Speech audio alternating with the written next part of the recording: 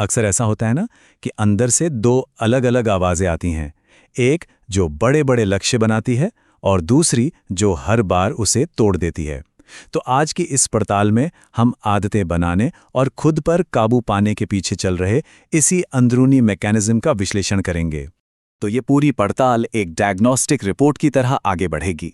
सबसे पहले हम इस अंदरूनी लड़ाई की जड़ को समझेंगे, फिर हम इसे ठीक करने के लिए 3 प्रोटोकॉल देखेंगे, कुछ असली केस स्टडीज को एनालाइज करेंगे और आखिर में जानेंगे कि इसका नतीजा क्या हो सकता है। देखिए, जो सबसे बड़ी समस्या है वो है हमारे अंदर मौजूद 2 ताकतों के बीच लगातार चलने वाला संघर्ष। यही वजह है कि नए साल पर लिए गए संकल्प अक्सर फरवरी आते आते हवा हो जाते हैं। ये अंदरूनी लड़ाई हमारी तरक्की और हमारे लक्ष्यों को कमजोर कर देती है। चलिए इस मामले को और गहराई से समझते हैं। हमारे अंदर एक द्वंद्व है। एक है हमारा तर्क चालित व्यक्तित्व जो लॉजिक से चलता है, लंबी प्लानिंग करता है, और दूसरा है भावना चालित व्यक्तित्व जो बस भावनाओं और तुरंत मिलने वाले सुख के पीछे भागता है। एक कहता है चलो जिम चलते हैं, तो दूसरा कहता है नहीं अभी आराम करते हैं। और पता ये लड़ाई कितनी बार होती है? आंकड़े देखकर शायद होश उड़ जाएं। अनुमान है कि हर महीने हजारों बार ये अंदरूनी बहस होती है। हर बहस एक छोटा सा फैसला होती है और लंबे समय में इन्हीं छोटे छोटे फैसलों का जोड़ ही तय करता है कि किसी की आदतें, करियर और जिंदगी की क्वालिटी कैसी होगी। अब यहाँ एक बहुत मजेदार चीज देखने को मिलती है। हमारा जो भावना चालित व्यक्तित्व है वो तर्क चालित व्यक्तित्व के ही हथियार इस्तेमाल करता है। वो कल से शुरू करते हैं या बस 5 मिनट और जैसे झूठे लॉजिक देकर ये बहस जीत लेता है और अपना कंट्रोल बनाए रखता है। तो सवाल ये है कि इस पर काबू कैसे पाया जाए।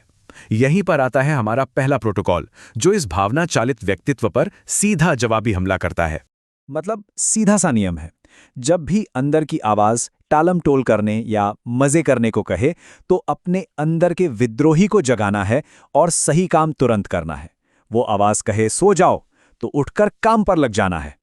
अब थ्योरी तो हो गई, चलिए अब देखते हैं कि असल जिंदगी में ये कैसे काम करता है। हम 2 असली मामलों का विश्लेषण करेंगे जहां इसे शानदार नतीजों के साथ लागू किया गया था।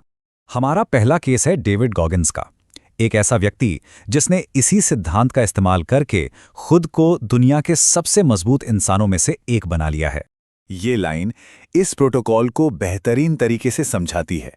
खराब मौसम को रुकने का बहाना बनाने के बजाय गॉगिन्स उसे अपनी मेहनत दोगुनी करने का ट्रिगर बनाते हैं। ऐसा करके वो अपने भावना चालित व्यक्तित्व को सिस्टमैटिक तरीके से कमजोर करते हैं। दूसरा केस तो और भी कमाल का है। ये दिखाता है कि ये प्रोटोकॉल सिर्फ आम आदतों पर ही नहीं बल्कि जानलेवा नशे की लत पर भी काम कर सकता है। सोचिए, इस इंसान ने अपनी अंदरूनी लड़ाई को बाहर की दुनिया में लाकर खड़ा कर दिया। नशे की चीज को ठीक अपने सामने रखा और सीधी अवज्ञा यानी विपरीत आदेश का इस्तेमाल करके उस लत की पकड़ को हमेशा के लिए तोड़ दिया। लेकिन प्रोटोकॉल 1 तभी काम करेगा जब हमें पता हो कि अंदर चल क्या रहा है, मतलब जब जागरूकता हो। और यहीं से शुरू होता है हमारा दूसरा प्रोटोकॉल, सचेत होकर देखना। एक प्रयोग करके देखते हैं। अगर कोई इंसान अपने मन में बस ये सवाल पूछे, मेरा अगला ख्याल क्या होगा, तो क्या होता है? एक पल के लिए पूरा सिस्टम रीसेट हो जाता है। अपने आप चलने वाले विचारों की धारा अचानक रुक जाती है। सवाल पूछने का यह काम एक दूरी पैदा करता है। अचानक इंसान सिर्फ अपने विचार नहीं रहता बल्कि उन्हें देखने वाला बन जाता है। यही वो बदलाव है जो उसे ऑटोमेटिक मोड से निकालकर एक जागरूक अवस्था में ले आता है, जहां उसके पास चुनने की शक्ति होती है। तो अब तक हमने दिमागी लेवल पर बात की, लेकिन असली बॉस तो हमारा इमोशनल माइंड है, हमारा अवचेतन मन। तो अब तीसरे और आखिरी प्रोटोकॉल में हम सीधे उसी से बात करेंगे, और वो भी उसकी अपनी भाषा में, यानी एहसास और कल्पना की भाषा में।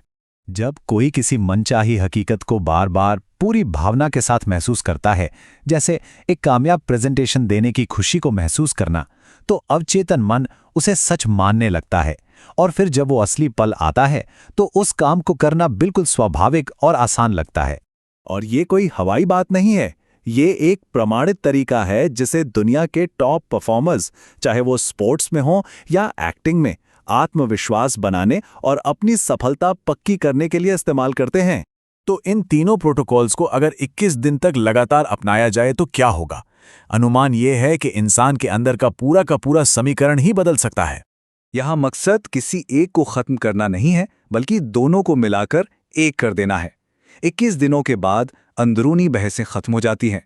भावना चालित व्यक्तित्व की आवाज़ बस एक बैकग्राउंड शोर बनकर रह जाती है और हर काम बिना किसी रुकावट के सही दिशा में होने लगता है। और ये हमें आखिरी सवाल पर छोड़ देता है। 21 दिन के इस ट्रीटमेंट के बाद क्या वो अंदर की दो आवाज़ें एक हो पाएंगी या ये लड़ाई चलती रहेगी?